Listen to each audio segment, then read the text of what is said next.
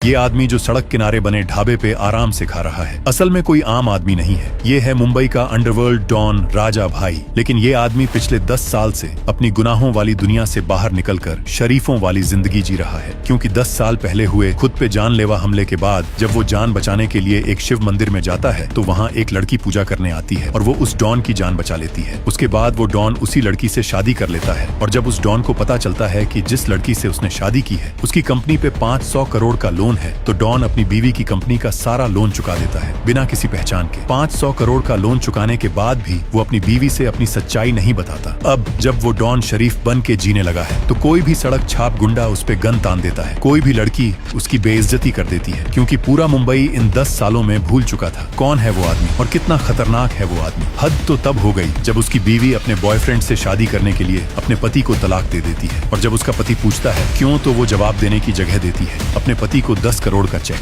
10 crores, sign the bloody papers और आज के बाद हमारा रिश्ता खत्म। अरे तुम हर चीज की तुलना पैसों के साथ कैसे कर सकती हो? क्या है ये?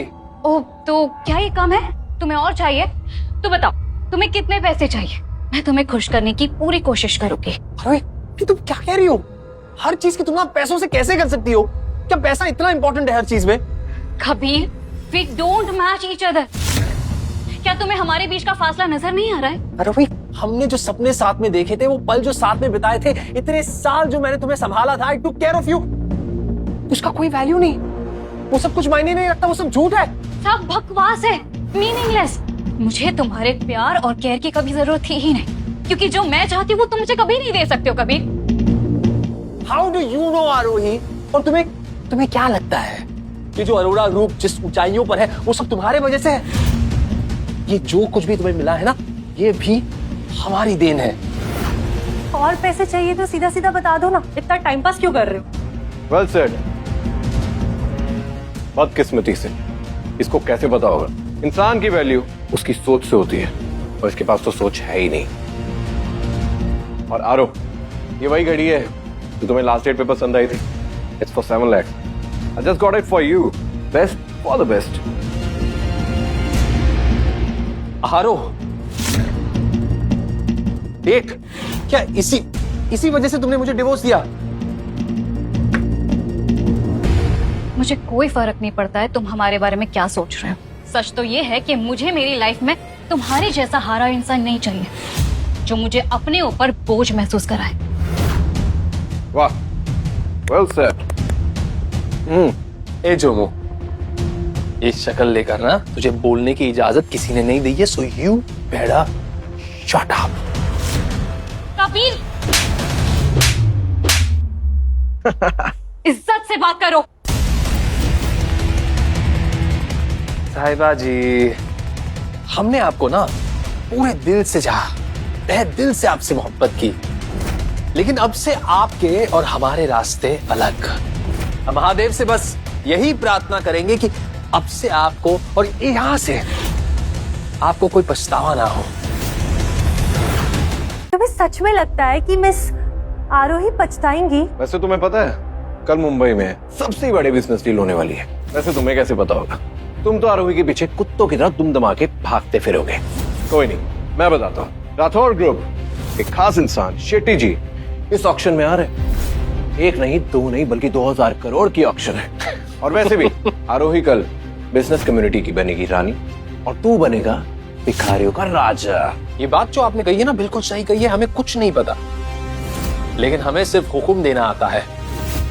और रही बात राजा की, वो बात आपने बिल्कुल सही कही, हम राजा हैं। लोग कबीर, हमारे पास ना इतना टाइम नहीं है कि हम तुम्हारे ऊपर बेइज्जत करें। और मैं मुंबई का राजा हूँ, मैं डॉन हूँ और शेट्टी जी तुम्हारी बात मानेंगे।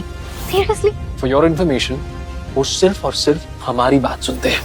कबीर, तुम्हें पता भी है कि तुम क्या बोल रहे हो? तुम्हें सच में लगता है कि तुम्हारी ये बकवास सब लोग मान जाएंगे? आरो, तुम्हें इस कुत्ते को मुंह लगाने की क्या जरूरत है?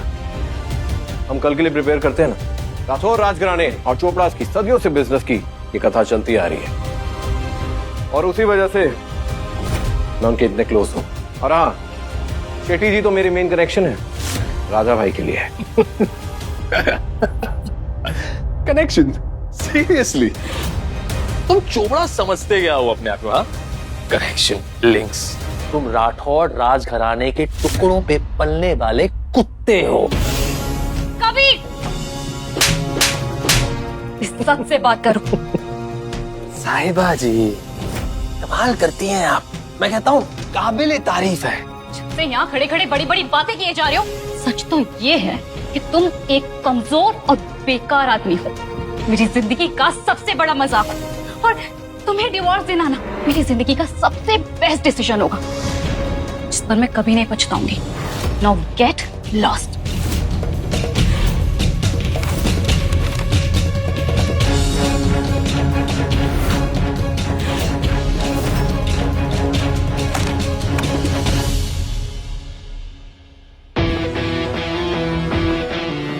साहिबा जी, याद रखिए आपने किस तरह से हमसे आज बात की, आपने क्या कहा हमसे, अब याद रखिए सब। हर हर महादेव।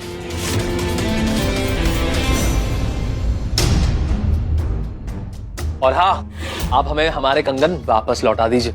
वो हमारी माँ की आखिरी निशानी है, उन्होंने अपनी बहू के लिए रखे थे, और आप तो पराई हो गई साहिबा जी। आप तो इसके लायक भी नहीं है। कंगन।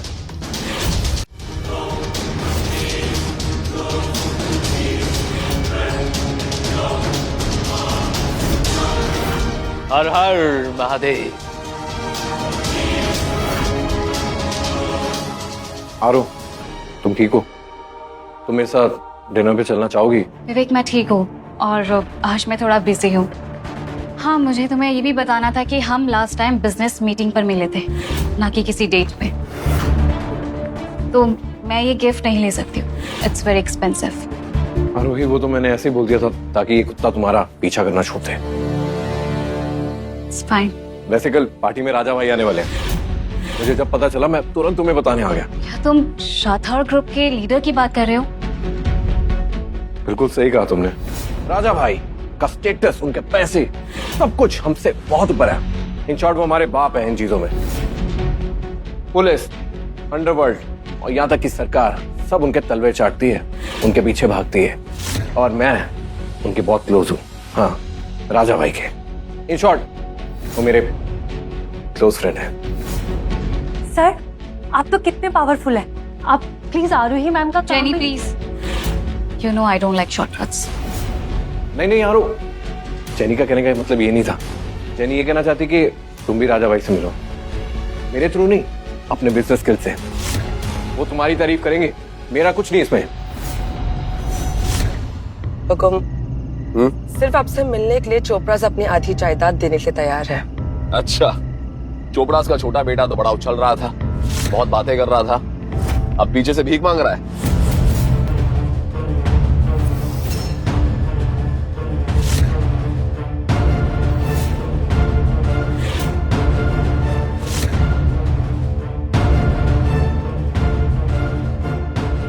कितने बड़े बड़े लोग, लेकिन आज के बाद से तो सबसे ज्यादा पावरफुल आप ही होने वाले। उन तीनों को देखो। वेंकटेश रेड्डी, रेड्डीज ग्रुप के फाउंडर हैं। साउथ इंडियन बिजनेस और पॉलिटिकल वर्ल्ड में काफी पहचान है इनकी। वाह। और वो जयप्रकाश सिंह, प्रिंस एंटरप्राइजेस और इंटरनेशनल बिजनेस के टाइप्स के किंग हैं। दिल्ली में कंट्रोल और अंडरवर्ल्ड में काफी पहचान। और वो है मन्नू अग्रवाल, अग्रवाल ग्रुप्स के मालिक। आदि मुंबई को कंट्रोल करते हैं ये। वो तो फिर शेट्टी जी? वो इन तीनों को कंट्रोल करते हैं।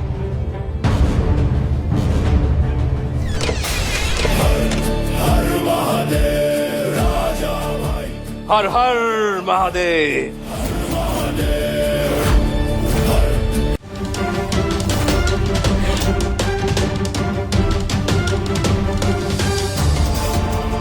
यहाँ क्या कर रहे हो तुम?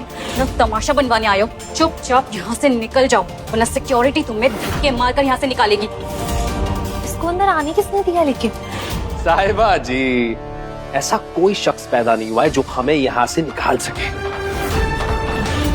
अपनी हरकतों से कब बाज आओगे तुम? तुम्हें क्या लगता है इस मेकओवर से तुम बहुत सक्सेसफुल लग रहे हो। नहीं, ये जगह सिर्फ सक्सेसफुल लोगों के लिए है, तुम जैसे लोगों के लिए नहीं है। ऐसे लोगों को अंदर किसने छोड़ा? तुम छुप के आए हो ना यहाँ पे, पीछे के दरवाजे से। वैसे आरोही ने सही किया, तुम्हें डाइवोर्स देंगे, क्योंकि तुम एक नंबर के बदतमीज और जाहिल इंसान हो। तुम यहाँ आ ही गए हो जहाँ पे दुनिया जहान के बहुत बड़े लोग आए, और तुम भी यहाँ आ गए। तुम्हें पता है तुम्हारे साथ क्या होगा? तुम्हारी टांगे तोड़ी जाएंगी, तुम्हें घसीटा जाएगा और तुम्हें लातें मारी जाएंगी, और तुमसे तुम्हारी जान की भीख मंगवाई जाएगी। अरे चोमू, चोमू, तेरा प्लान बड़ा अच्छा था, बहुत ही प्यारा। लेकिन जहां तक तूने अंदर जाने की बात कही है ना, जाके वरदराज से पूछ कि किसके कहने पर ये पार्टी ऑर्गेनाइज हुई है। क्या बात है? शेट्टी साहब का नाम ले रहे हो? ये तुम्हारी खोखली हिम्मत की दाग देनी पड़ेगी। अमेजिंग। अच्छा, मिस आरोही का एक्स है क्या? तो यहाँ के बहुत बड़ी बड़ी बातें कर रहा है। क्या मरना है कि तुझे? लगता है इस जोकर का दिमाग फिर गया है। अरे शेट्टी साहब का बेइज्जती करता है तुम, अभी घुटने के बल बैठ के माफी मांगने का। ओ, घुटने पे बैठ के माफी मांगने का? तुम्हारी इतनी हैसियत नहीं है, इतनी औकात नहीं है कि हम घुटने पे बैठ के माफी मांगे।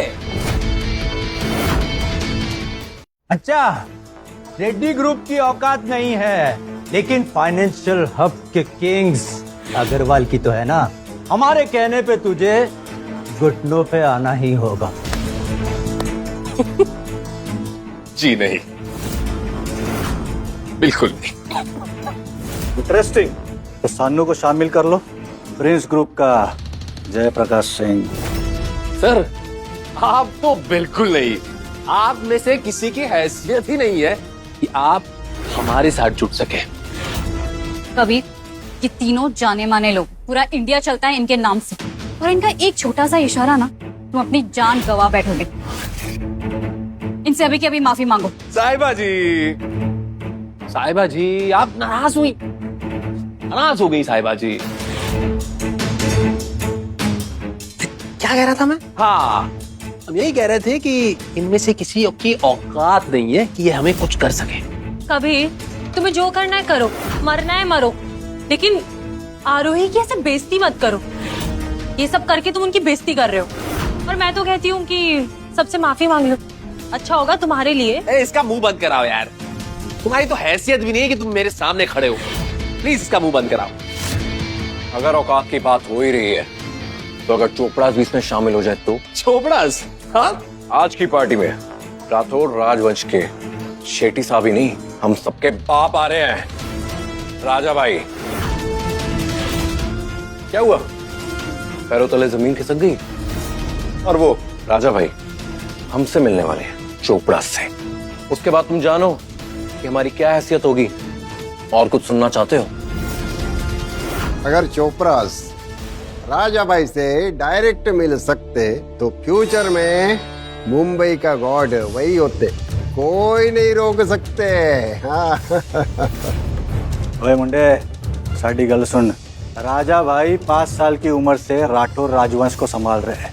उनका नाम सिर्फ राजा नहीं है, वो दिलों पर राज करते हैं, इसलिए सब लोग उन्हें प्यार से राजा भाई बोलते हैं।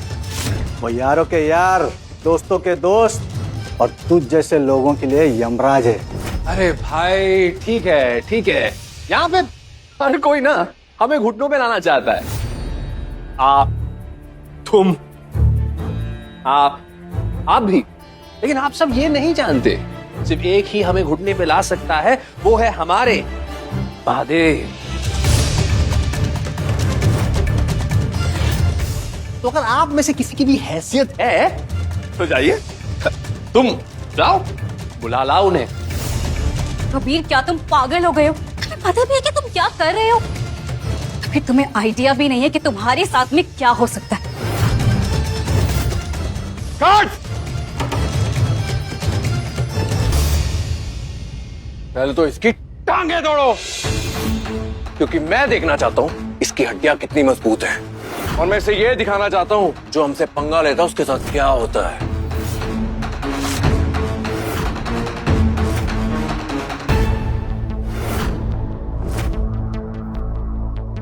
रुको।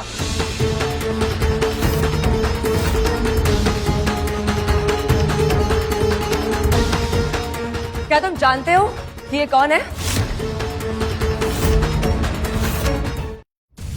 गार्ड्स, निकलो यहाँ से। मोहतरमा, आप इनको क्यों बचा रही हैं? तुमसे कहा किसी ने बोलने के लिए? तुम्हें इनके पैरों पे गिर के ना माफी मांगनी चाहिए। ओह, यू नो व्हाट?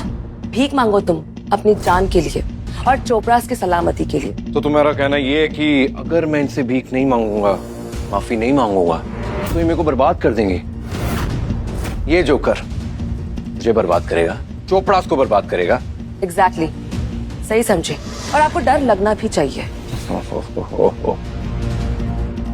हाँ, क्या बात है। एक बात बताऊं, हम चोपड़ास ना राठौड़ राजवंश के खास हैं और शेट्टी जी हमारे साथ ही हैं और थोड़ी देर में राजा भाई भी हमारे साथ होंगे। चोपड़ास को तो तुम्हारा वो भगवान भी नहीं खत्म कर सकता और ये भिखारी चोपड़ास को खत्म करेगा। हमारी हिम्मत। ए हीरो, तू खाएगा। वो पहले मारती है और फिर सोचती है। और बात जहां तक तुम चोपड़ास की है, आज मैं तुम्हारा जो हाल करूंगा देखने लायक रहेगा। ये चोपड़ा परिवार का प्रधान वो सोमनाथ चोपड़ा है, उसे अभी इसी वक्त बुलाओ यहाँ पर। जी हुकुम। क्या बात है चोपड़ा जी, आज बहुत हैप्पी दिख रहे हैं। सालों की वफादारी का फल मिलने वाला है। आज उनके दर्शन होने वाले हैं। आप किसकी बात कर रहे हैं?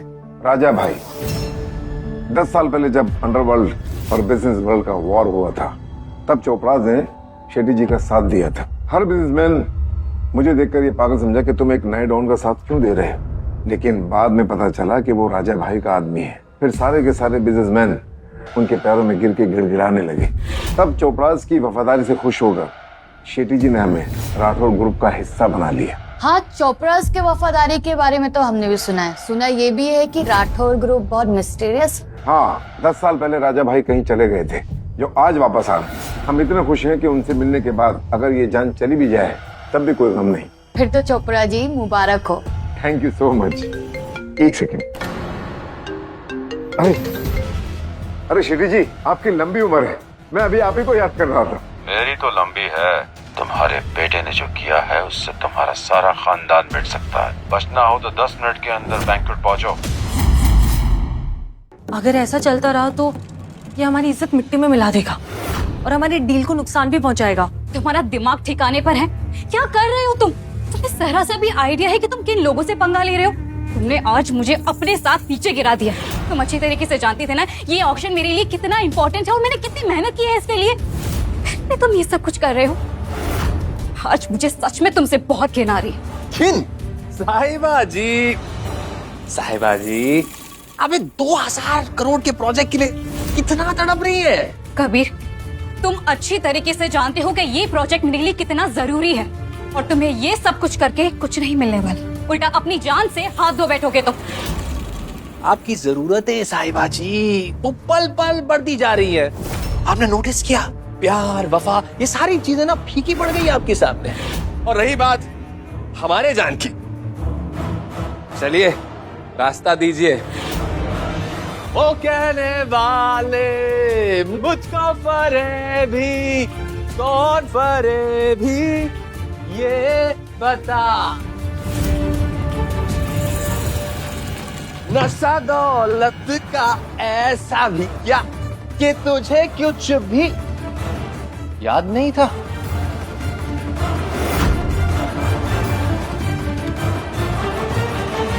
अरे इसको बचाने का कोशिश नहीं करने का। और अगर तुम ये करना चाहती हो, हाँ, तो इसका मतलब तुम हमारे खिलाफ जा रही हो। आरोही मैम, उस भिखारी को जाने दीजिए। आप इनके बीच में मत पड़िए। वैसे भी ये लोग बहुत पावरफुल है। बिल्कुल सही कहा आरोही, इसको पैसे नहीं, इसको सजा मिलनी चाहिए। इसने यहाँ लोगों का सबका अपमान किया है। शेट्टी जी और राजा भाई उनकी भी बहुत बेइज्जती की है। इसे अपनी जान देकर माफी मांगनी पड़ेगी। चुप बे चोबो, तुझे गाली दे दी तो मेरी इज्जत पे घाटा पड़ेगा। आज तक अरोराज ने तुम्हारा साथ दिया है, लेकिन अगर आज कुछ भी हुआ तो अरोराज तुम्हारा कभी साथ नहीं देंगे, कभी। अरे साहिबा जी, आप हमारी चिंता ना करें, आप अपनी फिक्र करें। बद्राज 3 मिनट में बैंक्वेट हॉल। क्या 3 मिनट? तुम्हारा टाइम खत्म। मैं विवेक चोपड़ा, इस चोपड़ा फैमिली का इकलौता वारिस, सबके सामने ऐलान करने जा रहा हूं, इस जोकर को इसके आखिरी इंतजाम तक पहुंचा कर रहूंगा। आगे की पूरी कहानी बिल्कुल फ्री में देखिए, सिर्फ मौज ऐप पर। डाउनलोड करो और देखो मजेदार ड्रामा शो बिल्कुल फ्री।